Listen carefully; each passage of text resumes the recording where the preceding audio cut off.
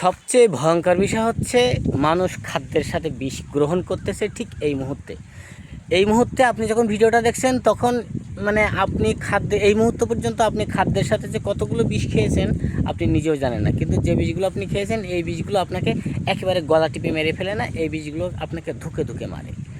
আর সামনে আসতেছে আমের সিজন।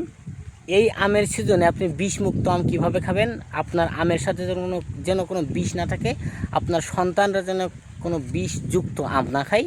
বিষমুক্ত আম কীভাবে পাবেন আপনারা জানেন? বাজারে যে সকল আম পান আপনারা, সেই সকল আম হচ্ছে গাছ থেকে পেড়ে স্প্রে করে, বীজ দিয়ে স্প্রে করে সংরক্ষণ করা, সেখানে আপনি বিষ ছাড়া বিষমুক্ত আম পাবেন না। বিষমুক্ত আম পেতে গেলে আমাদের কাছে আসতে হবে। এই দেখেন, এই যে একটা আম্রপালি গাছ, এটা আপনি দেখাই, এই গাছে মিনিমাম কয়েক মণ আম হবে মিনিমাম। এই যে আমগুলো দেখতেছেন না, এই আম গাছের গোড়ায় কিন্তু কোনো ধরনের বিষ নেই। আম গাছের আগায় কিন্তু কোনো ধরনের কোনো বিষ স্প্রে করা নেই, একদম ন্যাচারাল প্রকৃতির আম এগুলো। আপনারা পেয়ে যাবেন, অর্ডার করবেন, আমাদের কাছে নাম্বার দেওয়া আছে।